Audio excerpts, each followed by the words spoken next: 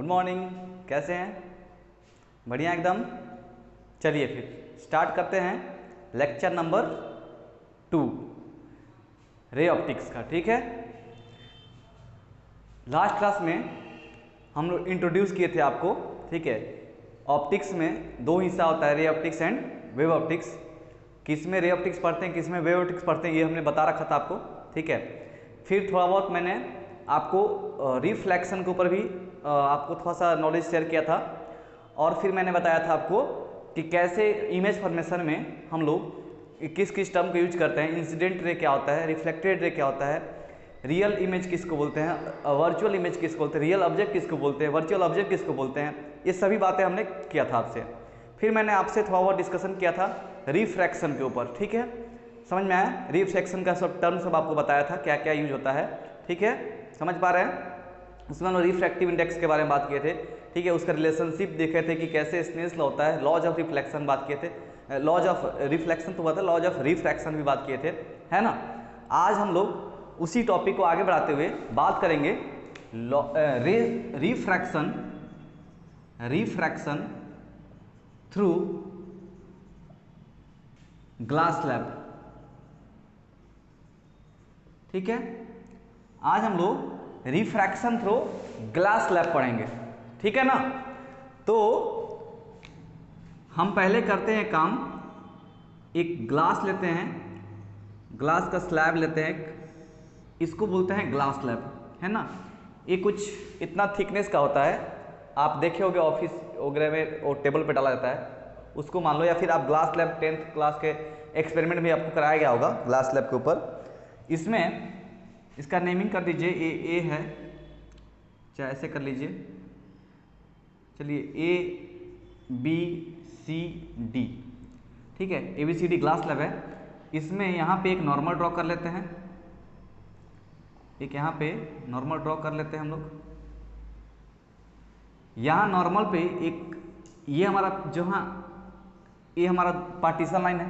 Glass slab को ये जो AD है, AD सरफेस, इसको दो मीडियम में डिवाइड कर रहा है, तो इसको मीडियम 1 मान लीजिए और इसको मीडियम 2 मान लीजिए। फिलहाल मीडियम 2 में ग्लास स्लैब है, इसमें मान सकते हैं अगर एयर है तो एयर मान लीजिए। ठीक है, ये हमारा क्या है, ग्लास है। ठीक है, इसका रिफ्रैक्टिव इंडेक्स म्यू ए लिखेंगे, इसका लिखेंगे म्यू जी। ठीक है, refractive index of glass and refractive index of air. फिर यहाँ पे भी देखेंगे, ये जो BC लाइन है, ये इस और इस दो मीडियम को डिवाइड कर रहा है, तो इधर फिर से बाहर हो जाएगा, फिर से हमारा कैसा मीडियम आएगा, इसको मीडियम 1 ही लेंगे। क्यों बोलिए, फिर से यहाँ एयर था, ग्लास से फिर एयर है, ये मीडियम 1 ही रहेगा, फिर से वहीं एयर, है ना। और यहाँ पे क्या रहेगा, फिर से म्यू ए। ठीक है, समझ पा रहे हैं? क्लियर है? यहाँ पे अब इंसिडेंट रे यहाँ पे गिरा ऐसे, ये पॉइंट ऑफ इंसिडेंस है, पॉइंट ऑफ इंसिडेंस P, ये नॉर्मल मान लेते हैं N1 N2। ठीक है, अब यहाँ पे एक चीज़ ध्यान देंगे आप, मैं पहले ड्रॉ कर लेता हूँ कुछ ऐसे, फिर यहाँ पे एक नॉर्मल बनाएंगे, फिर कुछ ऐसे, थोड़ा सा ज़्यादा बेंड हो गया,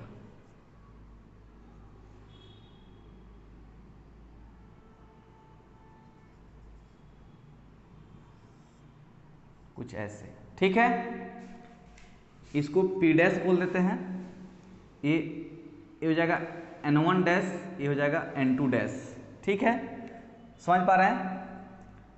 ये पॉइंट इसको X ले लीजिए, इसको X डैश ले लीजिए। ओके, ये हमारा मीडियम एयर का है, फिर ये ग्लास है, फिर एयर है, ऐसे हमारे पास पार्टीशन है। इस ग्लास का थिकनेस ले लेते हैं, कितना है, थिकनेस है T। ग्लास का थिकनेस कितना है, T है। समझ पा रहे हैं? तो यहाँ से आप देखिए एक चीज़, ये मीडियम 1 इसका रिफ्रैक्टिव इंडेक्स म्यू ए लिख रहा हूँ, medium 2 refractive index mu G लिख रहा हूँ। अगर आपको थोड़ा बहुत याद हो कि म्यू ए का रिफ्रैक्टिव इंडेक्स कितना लिखते थे, 1 होता था, और म्यू जी का रिफ्रैक्टिव इंडेक्स कितना लिखते थे, तो होता था 4/, वाटर का होता है 4/3 ना, ग्लास का 1.5, 3/2। ठीक है, म्यू जी होगा 3/2, 1.5, है ना। तो यहाँ पे इसका वैल्यू कौन ज़्यादा बड़ा है, रिफ्रैक्टिव इंडेक्स किसका ज़्यादा है, एयर का ना ग्लास का ज़्यादा है, ठीक है। तो जिसका रिफ्रैक्टिव इंडेक्स ज़्यादा होता है उसको डेंसर मीडियम बोलते हैं, और जिसका रिफ्रैक्टिव इंडेक्स उसके कंपेयर में अगर कम होता है, जैसे यहाँ पे ये कहलाएगा रेयरर मीडियम, ये कहलाएगा डेंसर, दिन ये कहलाएगा रेयरर, है ना, समझ पा रहे हैं। तो इसको हम लोग रेयरर मीडियम भी बोलते हैं, रेयरर मीडियम। ये कहलाएगा क्या चीज, इधर लिख देता हूं, डेंसर मीडियम, याद रह जाएगा सब टर्म, रेयरर मीडियम है, डेंसर मीडियम, देन फिर से अगेन ये क्या आ जाएगा, रेयरर मीडियम, ठीक है, समझ में आ रहा है। तो एक चीज मैंने इसमें क्या है, रिफ्रैक्शन थ्रू ग्लास स्लैब में ध्यान देंगे, अगर हमारा लाइट रेयरर मीडियम से डेंसर मीडियम की ओर ट्रेवल करेगा, ठीक है, तो क्या होता है, अगर ये मीडियम नहीं होता, यहाँ पे ये सरफेस नहीं होता, अगर ये लाइट ऐसे आ रही थी और मीडियम चेंज नहीं हो रहा होता, तब तो ये सीधे सीधे निकल जाती है, ऐसे निकल जाती है ना। बट फिलहाल अभी क्या है, मीडियम आ गया, यहाँ से मीडियम 1 मीडियम 2 हो गया, और ये मीडियम रेयरर था, ये डेंसर था, ठीक है। इसमें रेयरर से जब डेंसर लाइट जाता है तो वो क्या होता है, टुवार्ड्स नॉर्मल बेंड हो जाता है। ये हमारा लाइट ऐसे जा रहा था, है ना, ये अब नॉर्मल की ओर बेंड हो जाएगा, टुवार्ड्स, है ना, इधर बेंड हो जाएगा, तो इधर बेंड होगा। ये आप 10th में भी पढ़े होंगे, कुछ नया नहीं बता रहा हूँ। तो यहाँ से फिर क्या होगा, फिर यहाँ डेंसर से फिर रेयरर जा रहा है इस सरफेस पे, तो ये पॉइंट जहाँ पे जा रहा है, जिस जगह पे मीडियम चेंज कर रहा है, वहाँ पे क्या होगा, डेंसर से रेयरर जा रहा है, तो ये अवे फ्रॉम नॉर्मल चल जाएगा। अगर ये लाइट यहाँ पे मीडियम नहीं होता और ये लाइट ऐसे आ रही होती, ठीक है, तब तो ऐसे सीधे से निकल जाती, ऐसे निकल जाती, लेकिन ये तो नहीं जा सकती ना ऐसे, क्योंकि यहाँ पे मीडियम चेंज हो रहा है ना जी। और कैसा चेंज हो रहा है, डेंसर से रेयरर। तो आज से एक चीज याद रखेंगे, अगर लाइट कभी भी कहीं भी रेयरर से डेंसर मूव करेगी तो हमारा टुवार्ड्स नॉर्मल बेंड होता है, और डेंसर से रेयरर जाने से अवे फ्रॉम नॉर्मल होता है, चाहे वो मीडियम कैसा भी हो, ठीक है। समझ में आ रहा है बात, क्लियर हो पा रहे हैं। चलिए यहाँ पे इस वाले एंगल को हम लोग एंगल ऑफ इंसिडेंस बोलते हैं, आई। इसको यहाँ से जो मेजरमेंट करते हैं, हमेशा नॉर्मल से मेजरमेंट किया जाता है, ये हमारा आर हो जाता है, और ये दोनों अगर लाइन देखेंगे, ये नॉर्मल और ये नॉर्मल दोनों पैरेलल है, ये ट्रांसवर्स लाइन है, तो ये हमारा ए भी क्या हो जाएगा, एंगल आर ही हो जाएगा, और फिर से ये एंगल उसके करस्पॉन्डिंग हमारा क्या मिल जाएगा, आई मिल जाएगा, ठीक है। तो इस तरीके से हमारा रिफ्रैक्शन थ्रू ग्लास स्लैब दिखाई देता है। ये थिकनेस टी है, और इस टर्म को एक, ये जो हमारा दूरी है, अगर लाइट पहले अगर कोई मीडियम नहीं हो रहा होता तो ये सीधा सीधा चल जाती है ऐसे। अभी फिलहाल लाइट 2 बार रिफ्रैक्ट हुई है ना, 2 बार रिफ्रैक्ट हुई है, तो 2 बार रिफ्रैक्ट होने से उसका फाइनली कहाँ से जा रही है, यहाँ से जा रही है। तो इन दोनों में एक गैप बन रहा है, ठीक है, और दोनों पैरेलल भी हैं। इस वाले को शिफ्ट कर गई इधर, है ना, लाइट ऐसे जा रही होती लेकिन शिफ्ट करके यहाँ आ गई है, तो इसको बोलते हैं लेटरल शिफ्ट, है ना। इसको क्या बोलते हैं, लेटरल शिफ्ट। समझ पा रहे हैं, क्लियर है ना। चलिए इसमें कुछ पॉइंट बनाएंगे।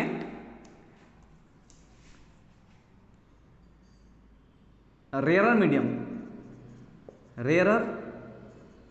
मीडियम किसको बोलेंगे, रेयरर मीडियम उसको बोलते हैं the medium whose refractive index is less than, चाहे ऐसा लिख सकते हैं, whose refractive index is less with respect to other medium where light is travelling, है ना। जैसे यहां से लाइट यहां जा रही है, ठीक है, तो यहां से हम बोल सकते हैं कि इसका रिफ्रैक्टिव इंडेक्स इसके कंपैरिजन में with respect to this medium कम है, तो ये रेयरर कहलाएगा, ये डेंसर कहलाएगा, ठीक है। तो ऐसे डेफिनेशन समझ में आ गया ना, कि अगर आप लिखना चाहें डेफिनेशन रेयरर मीडियम का, तो या फिर डेंसर मीडियम का लिखना चाहें तो कैसे लिखेंगे। अगर डेंसर का लिखेंगे तो बोलेंगे the medium is called denser medium if its refractive index with respect to, if refractive index of that medium is larger या फिर greater than larger or greater with respect to other medium, ठीक है। अगर इसका refractive index अगर दूसरे medium से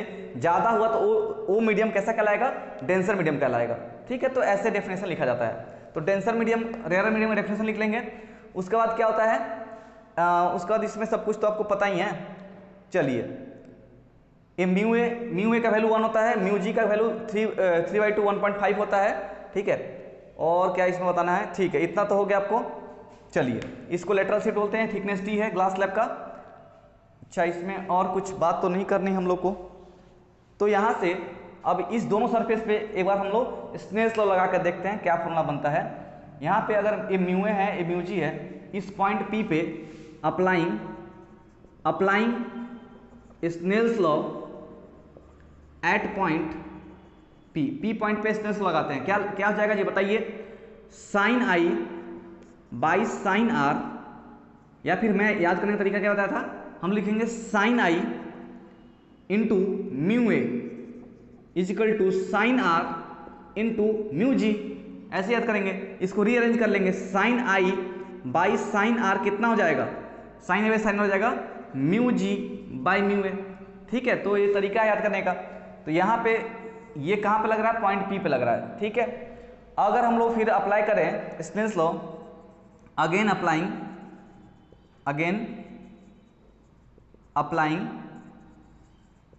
Snell's law at point P dash पे अगर हम लोग अप्लाई करें तो क्या हो जाएगा, फिर से वैसे लिखेंगे, यहाँ अंदर लिख सकते हैं साइन आर डैश, ठीक है, आर डैश बोल सकते हैं, जो कि आर डैश आर के बराबर होगा।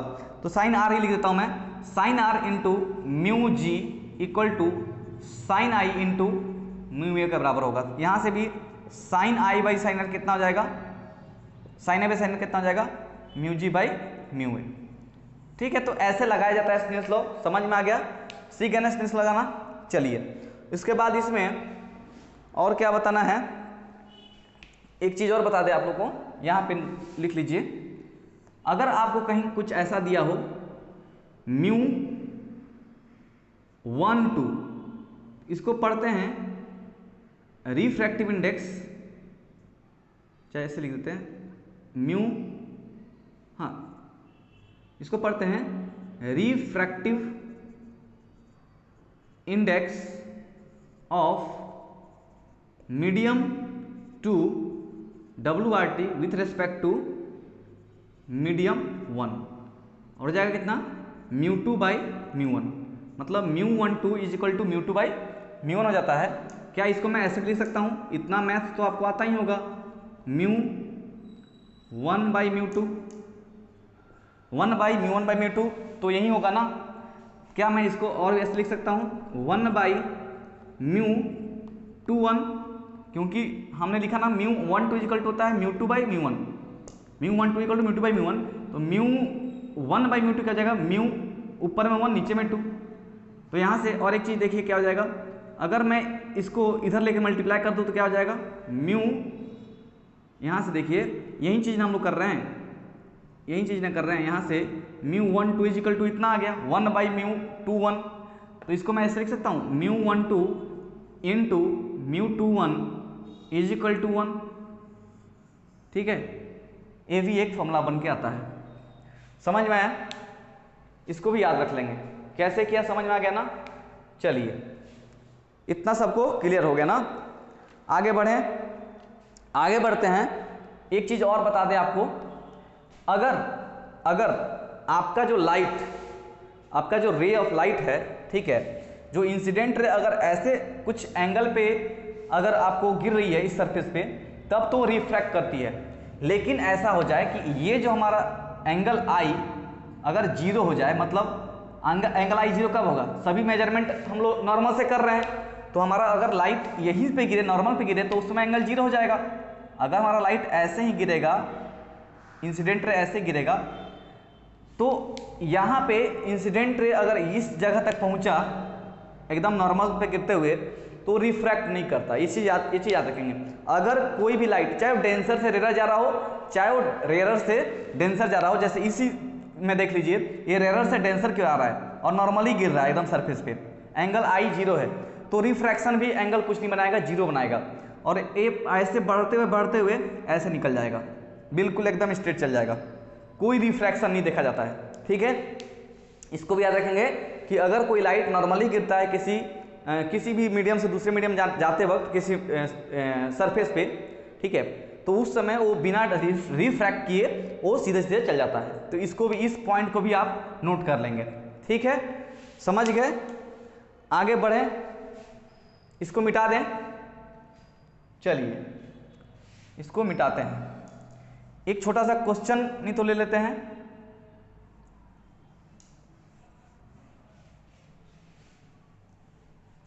क्वेश्चन है, यहीं पे लिख देता हूं, refractive index of glass with respect to air, that is क्या हो जाएगा, mu G A. Refractive index of glass with respect to air equal to दिया है 1.5, मतलब कि 3/2 है ना। Glass with respect to air दिया है 1.5, that is 3/2, and refractive index of water WRT with respect to air जो दिया है म्यू WA, वो दिया है 4/3।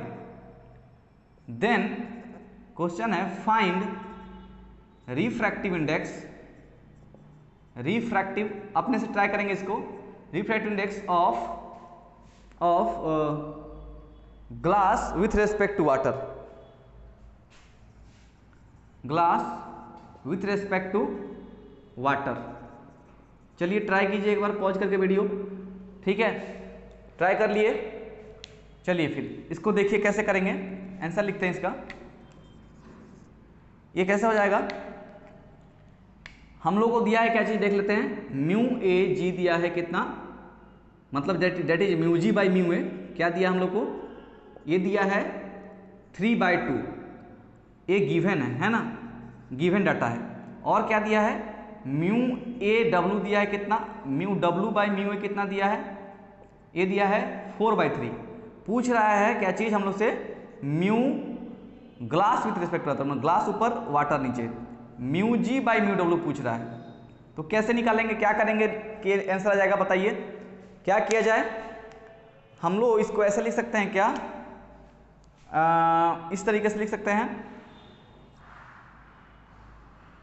अगर सिर्फ ग्लास, एक चीज ध्यान देंगे, क्या mu G A equal to mu G by mu A बनता है, और म्यू जी हम लोग को पता होता है, म्यू जी का कुछ ना कुछ वैल्यू होता है, लेकिन इसका वैल्यू कितना होता है 1।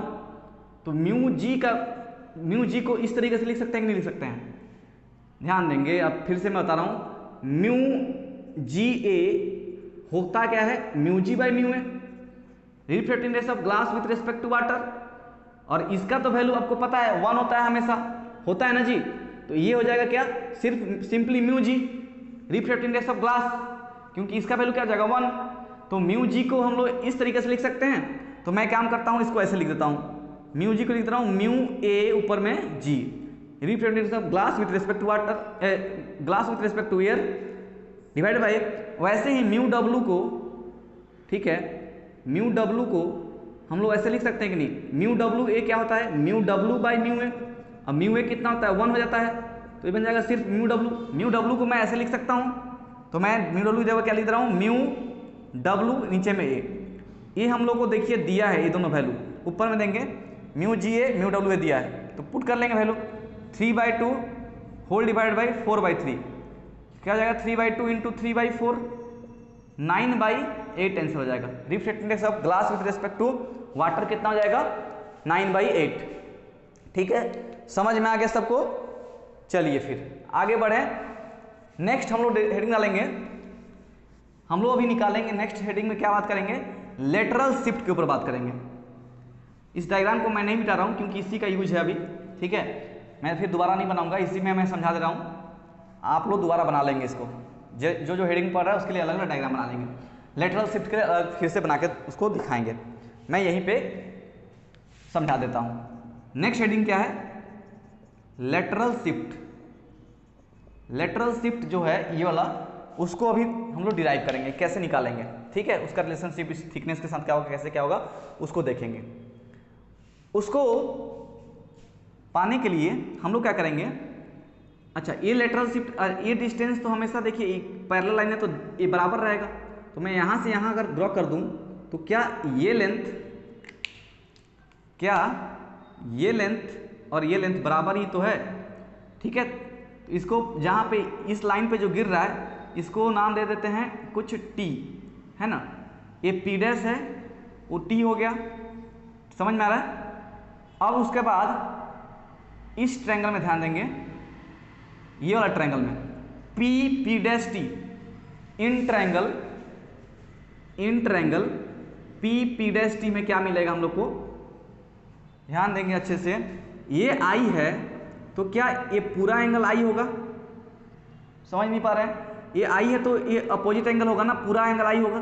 तो ये आर है तो ये कितना हो जाएगा, ये वाला कितना हो जाएगा, ये वाला एंगल आई माइनस आर, जिसको हम लोग डेल्टा भी लिखते हैं, है ना, आई माइनस आर, ठीक है। तो चलिए फिर इसको यूज करते हैं। यहाँ से हम लोग को ध्यान ये देना है, हम लोग को टी और इसके बीच में रिलेशनशिप चाहिए, ठीक है। और हम लोग ट्रायंगल यूज करेंगे कौन कौन सा, तो एक तो पी डैश टी और एक यूज करेंगे पी, एक आप यहाँ पे एक नॉर्मल जो गिरा है आप उसमें ड्रॉ कर लेंगे, ये हमने नॉर्मल ड्रॉ किया यहाँ पे, ठीक है, ऐसा ड्रॉ किया हमने नॉर्मल, समझ में आया। तो ये कितना हो जाएगा इस ट्रायंगल में पी डैश पी में क्या हो जाएगा, अगर हम लोग इस वाले और इस वाले में कुछ हम रिलेशनशिप बनाना चाहें, ये साइड और ये साइड, ये तो 90 डिग्री होगा, ठीक है। तो एक राइट एंगल ट्रायंगल है, in triangle P dash T, ये राइट एंगल ट्रायंगल होगा। तो राइट एंगल ट्रायंगल में मैं लिख सकता हूँ क्या, अगर हम लोग इसके और इसके बीच में रिलेशनशिप चाहिए तो कौन सा लगाना पड़ेगा, कॉस, है ना। कॉस लगाने से क्या हो जाएगा, नहीं कॉस लगाने से नहीं होगा, साइन लगाने से होगा, साइन आई माइनस आर बराबर हो जाएगा किसके, अपोजिट साइड कौन सा है, पी डैश टी अपॉन क्या हो जाएगा, पी डैश, है ना। हाइपोटेन्यूस तो हमारा 90 डिग्री का अपोजिट होता है हाइपोटेन्यूस, समझ पा रहे हैं।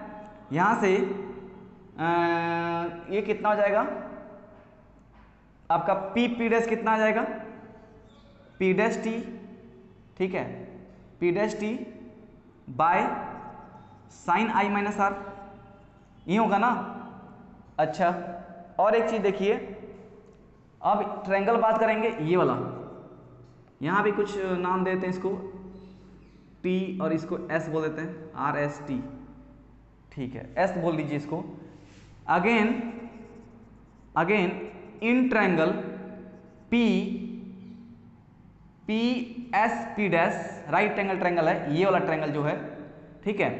यहाँ पे हम लोग को क्या करना है, ये भी चाहिए ताकि उसको डिवाइड करके हम लोग आंसर निकाल पाए, ये वाला लेंथ और ये वाला लेंथ चाहिए ताकि वहाँ से टी मिल जाएगा हम लोग को, ठीक है, टी और इसके बीच में रिलेशनशिप मिल जाएगा। तो हम लोग क्या करेंगे, इसके लिए ये साइड और ये साइड रिलेशनशिप पाने के लिए कौन सा एंगल लगाएंगे, तो ये लगा लेंगे कॉस, कॉस आर क्या आ जाएगा, जाएगा P S by P dash.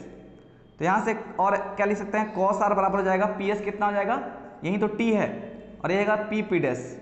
तो यहाँ से पी डैश कितना आया है, पी डैश इक्वल टू क्या हो जाएगा जी, देखिए हम लोग को निकालना क्या है, पी डैश टी ना, पी डैश टी निकालना है। तो पी डैश में लेकर के इस वैल्यू को पुट कर दीजिए, ये वाला यहाँ से पी डैश कितना आएगा, पी डैश क्या हो जाएगा जी, ये जाएगा टी बाय कॉस आर, है ना, टी बाय कॉस आर, या फिर सेक में भी कन्वर्ट कर सकते हैं, ठीक है, आपका मर्जी। ये इक्वेशन 1 हो गया, सॉरी इक्वेशन 2 हो गया, इक्वेशन 1 हो गया। यूजिंग 1 एंड 2 हम लोग क्या मिल जाएगा, टी बाय कॉस आर बराबर हो जाएगा किसके, P dash T by sine I minus R, होगा ना। यहाँ से पी डैश टी कितना मिल जाएगा, ये मिल जाएगा T by cos R into sine I minus R. अब आपको आई पता हो, angle of incidence, angle of reflection पता हो, थिकनेस अगर ग्लास स्लैब का मेजरमेंट कर लें, ठीक है, तो आर तो पता ही है, तो यहाँ से आप पी टी कितना होगा, कितने से डिस्प्लेस करेगा आप निकाल लेंगे, समझ पा रहे हैं, क्लियर हो पा रहा है ना। ये जो डिस्प्लेसमेंट लेटरल शिफ्ट जो है ये आपका आर पे डिपेंड करता है, थिकनेस पे डिपेंड करता है, आई पे डिपेंड करता है, सब पे डिपेंड करता है, ठीक है। समझ में आ गया सबको, क्लियर है, T by cos R into sine I minus R. Cos R को आप सेक आर भी लिख सकते हैं, आपकी इच्छा, बट यहाँ भी आप छोड़ सकते हैं। कैसे प्रूव किए, ध्यान दिए आप, हमने आपको रिलेट भी कराया कि कौन कौन सा ट्रायंगल यूज करेंगे। एक तो ये आपका स्ट्रक्चर पता है, ऐसे जाएगा ऐसे जाएगा ऐसे जाता है, ये यहाँ से ऐसे निकल करके यहाँ लेटरल शिफ्ट बनता है, इसको यहाँ पे हम लोग शिफ्ट करेंगे, यहाँ पे एक राइट एंगल गिराएंगे, ठीक है। फिर हम लोग ध्यान देंगे कि इस टी को हम लोग को रिलेट करना है इसके साथ, तो हम लोग ट्रायंगल कौन सा बनाएंगे। एक तो तुरंत जल्दी से 90 डिग्री यहाँ पे गिरा लेंगे, यहाँ पे इस पे भी गिरा लेंगे, तो हम लोग क्या यहाँ से इस ट्रायंगल से इस टी को हासिल कर सकते हैं। और ये दोनों ट्रायंगल यूज करने से क्या फायदा हो गया, यहाँ एक कॉमन पॉइंट बन गया। कॉमन हो जाने से क्या हुआ, यहाँ से हम लोग पी पी डैश को दोनों इक्वेशन में मिलने से इससे निकाल करके यहाँ डाल दिए। तो ये है कॉन्सेप्ट, इसको सॉल्व करने का, याद करने का तरीका, ठीक है। आगे बढ़े, मिटा दें सब, चलिए आगे बढ़ते हैं, बात करेंगे critical angle and total internal reflection. Next heading होगा हमारा क्रिटिकल एंगल एंड TIR, इसको बोलते हैं टोटल इंटरनल रिफ्लेक्शन। हेडिंग डालेंगे critical angle and total internal reflection, ठीक है, TIR। चलिए, ये जो फेनोमेना होता है, ठीक है, इसमें इसको समझने के लिए मैं एग्जाम्पल दे रहा हूं, उसको देखिए पहले एग्जाम्पल को। अच्छा, मान लेते हैं हमारे पास एक सरफेस बाउंड्री है जो दो मीडियम को डिवाइड कर रहा है, एक्स वाई, है ना, एक सरफेस बाउंड्री है, ये ऊपर का एक मीडियम हो गया, एक नीचे का मीडियम हो गया। और TIR को दिखाने के लिए हम लोग क्या करते हैं, हम लोग सोर्स को जहाँ से लाइट निकलती है उसको अपन लोग टेंसर मीडियम रखते हैं। मतलब हम लोग क्या करेंगे, ऊपर वाले मीडियम को रेयरर मानेंगे, ठीक है, और नीचे वाले को मानेंगे डेंसर। तो इसको हम लोग लेते हैं mu R, refractive index of rarer medium, उसको लिखेंगे mu D, refractive index of आपको डेंसर मीडियम। सोर्स को कहाँ रखेंगे अपन लोग, ये है source of light, source of light, ठीक है, सोर्स ऑफ लाइट हम लोग इसी डेंसर मीडियम में रखेंगे। सोर्स ऑफ लाइट ये मार्कर भी हो सकता है, सोर्स का, लाइट का सोर्स, ठीक है, जरूरी थोड़ी ना कि अब ये मार्कर क्यों देख पा रहे हैं, क्योंकि लाइट यहाँ से आती है, इस पर टकरा के आपकी आँख में जाती है, तो यहाँ से भी तो लाइट रेज निकल रहे हैं, तभी तो दिख पा रहे हैं हम लोग, ठीक है। तो सोर्स ऑफ लाइट मतलब हमेशा ये नहीं कि बल्ब जला देंगे, यहाँ पे बल्ब भी एक सोर्स ऑफ लाइट है, लेकिन हम लोग मार्कर को भी मान सकते हैं एक सोर्स ऑफ लाइट, क्योंकि वो वहाँ से लाइट अगर टकरा रही तभी तो देख पा रहे हैं। अगर अंधेरा हो जाता है तो इसमें अगर लाइट हम लोग बंद कर दे आना इधर से, तो क्या देख पाएंगे, नहीं देख पाएंगे, ठीक है। तो सोर्स ऑफ लाइट में यहाँ कोई भी ऑब्जेक्ट हो सकता है। अब यहाँ से सोर्स ऑफ लाइट से रेज सभी डायरेक्शन में निकलते हैं, है ना, इधर भी जाएंगे, इधर भी जाएंगे, इधर भी जाएंगे, इधर भी जाएंगे, इधर चारों तरफ जाएंगे, है ना, ठीक है। अगर एक लाइट ऐसे निकल के ऊपर गया, सपोज ऐसे निकल करके, सपोज इस तरीके से गया ऊपर, तो उसमें रिफ्रैक्शन कैसा देखेंगे आप, ये सरफेस बाउंड्री है, इससे यहाँ पे एंगल कितना बनाया, आई जो हो गया, एंगल ऑफ इंसिडेंस कितना बना, 90 डिग्री होगा ना 0 डिग्री होगा। एंगल ऑफ इंसिडेंस यहाँ पे 90 डिग्री होगा ना 0 डिग्री होगा। अगर पूछे क्वेश्चन में कि एक लाइट सरफेस पे नॉर्मली गिर रही है, परपेंडिकुलर गिर रही है, बताओ angle of incidence, angle of refraction, तो आंसर क्या देंगे, 90 डिग्री लिख कर आएंगे ना 0 डिग्री लिख कर आएंगे, 0 डिग्री लिखेंगे, समझ आ रहा है, क्योंकि हमेशा रेफरेंस कौन सा होता है, नॉर्मल होता है, नॉर्मल ही रेफरेंस से नॉर्मल पे ही गिर रहा है, तो एंगल 0 बनेगा ना जी।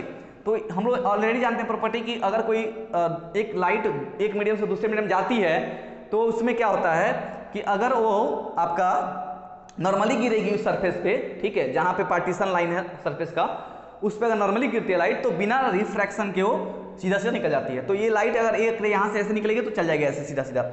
अब एक रे लेते हैं, मान लेते हैं यहाँ से एक रे ऐसे जा रही है, यहाँ से सपोज ऐसे गई और इस जगह पे जाके टकराई, ये पॉइंट मान लेते हैं कौन सा है, ये P पॉइंट है, और यहाँ से नॉर्मल ड्रॉ कर लेते हैं, ये N1 ये N2, ठीक है। ये एंगल मान लेते हैं कितना है, ये एंगल मान लीजिए I है, एंगल ऑफ इंसिडेंस I। तो अब एंगल I है, डेंसर मीडियम से रेयर मीडियम जाता है, तो हम लोग प्रॉपर्टी जानते हैं क्या होता है डेंसर मीडियम से rare, away from normal towards normal, away from normal. तो नॉर्मल जो लाइन होगा उससे ऐसे सीधा सीधा ना जा करके वो थोड़ा दूर भाग जाएगी उससे, तो हमारा लाइट का ऐसा हो जाएगा, है ना। एक समय और हम लोग लेते हैं, एक और लाइट सपोज यहाँ से जा रही है, यहाँ पे टकराई, ये N1 डैश, ये N2 डैश, यहाँ पे ये ले लेता हूँ मैं, ये I डैश, ठीक है, ये I डैश है। यहाँ पे क्या होगा, फिर से ये एंगल अगर बढ़ता है, ठीक है, तो ये और दूर भागेगी, ये जितना जितना बढ़ेगा वो उतना उतना दूर भागेगा। समझ पा रहे हैं क्या?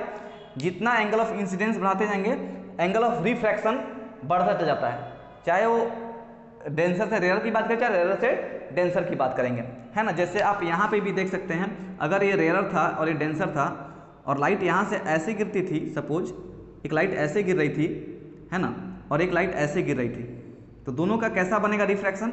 इसका बनेगा, ये आई है तो इसका कुछ बनेगा ऐसे, ये ऐसे जा रहा था, ठीक है, तो इसका बनेगा कुछ ऐसे, और इसका एकदम से, और इसका क्या हो जाएगा, बेंड हो जाएगा, और बेंड हो जाएगा, ठीक है।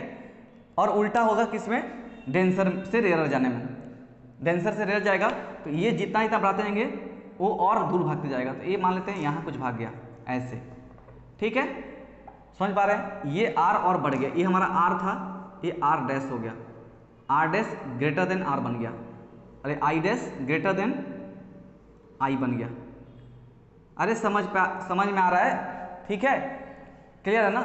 एक समय आता है, एक लाइट यहाँ से निकलेगी और जा करके यहाँ पे टकराएगी, और यहाँ पे अगर नॉर्मल ड्रॉ करेंगे आप, ये N1 डबल डैश, ये N2 डबल डैश, ये एक एंगल मिलेगा जहाँ पे ये लाइट बेंड होकर के क्या हो जाएगी, 90 डिग्री बना लेगी, इसके ऊपर एकदम से ऐसा, ऐसे रिफ्रैक्ट कर जाएगी लाइट, है ना। एक ऐसा एंगल मिलेगा जिसमें ये बढ़ते बढ़ते ये पूरा एकदम 90 डिग्री बना लेगा, रिफ्रैक्टेड एंगल 90 डिग्री हो जाएगा। इस एंगल को बोलते हैं क्रिटिकल एंगल। यही हमारा है क्रिटिकल एंगल, कि वह एंगल जब लाइट डेंसर मीडियम से रेयर में जा रही होती है, और वह एंगल ऑफ इंसिडेंस जिसके करस्पॉन्डिंग एंगल ऑफ रिफ्लेक्शन कितना हो जाए, 90 डिग्री हो जाए। ये कितना एंगल बन गया, 90 डिग्री। उस एंगल ऑफ इंसिडेंस को हम लोग क्या बोलते हैं, क्रिटिकल एंगल बोलते हैं। समझ में आया, ठीक है। अब इससे ज़्यादा अगर एंगल ऑफ इंसिडेंस होगा ना, अब इससे ज़्यादा एंगल ऑफ इंसिडेंस हुआ तो लाइट अपने मीडियम में वापस आ जाती है, जिस मीडियम में गई उसी मीडियम में वापस आ जाएगी, और इसी फेनोमेना को हम बोलते हैं टोटल इंटरनल रिफ्लेक्शन। ये पूरा लाइट इंटरनल रिफ्लेक्शन हो गया, मतलब कि गया और टोटली बेंड होकर के अपने मीडियम में वापस आ गया। मतलब इसके बाद अगर एक लाइट हम रेड पेन से दिखा दे रहे हैं, रेड मार्कर से, यहाँ से अगर एक लाइट ऐसे जाती है, यहाँ टकराती है, और ये हमारा नॉर्मल बनता है, सपोज ये एंगल क्या हो जाएगा, थीटा मान लेते हैं इसको, और थीटा क्रिटिकल एंगल से मान लेते हैं क्या है, ज़्यादा है, ठीक है। ऑब्वियसली ये एंगल धीरे धीरे बढ़ते चल जाएगा, है ना, ये जितना और दूर जाएंगे उतना ये एंगल बढ़ेगा, ये वाला एंगल थीटा क्रिटिकल से ज़्यादा हो गया ना, ये लाइट क्या होगी, ऐसे जा करके वापस अपने मीडियम में चली जाती है, और ये भी क्या हो जाएगा, थीटा हो जाएगा। लॉज ऑफ रिफ्लेक्शन फॉलो करने लगेगा, एक मिरर की तरह बिहेव करने लगेगा अब, ठीक है। इस एंगल पे ये मिरर की तरह बिहेव करेगा, ये सरफेस, ठीक है, और ये उस मीडियम में नहीं जाएगी। समझ में आ रहा है क्या, क्लियर हो पा रहे हैं? इसका एरो मार्क बना दीजिए सबने, ठीक है। ये है टोटल कहानी critical angle and total internal reflection का।